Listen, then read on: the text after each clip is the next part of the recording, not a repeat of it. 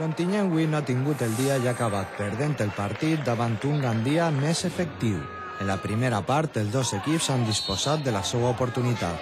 Primer ha sigut el porter local Reguero qui ha desbaratat el perill amb esta gran intervenció. I després ha sigut el porter del Gandia, Carlos, qui ha evitat el gol local. Ja en la represa, Cristian ha avançat als de la Safor en el minut 56 en aprofitar-se d'una errada de la defensa.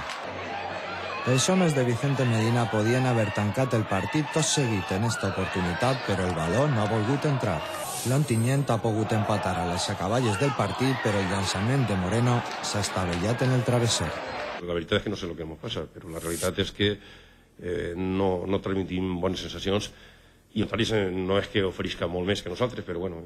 És un partit que ens dona molta vida. Jo crec que estem més propers del somni de continuar una temporada més en segona B.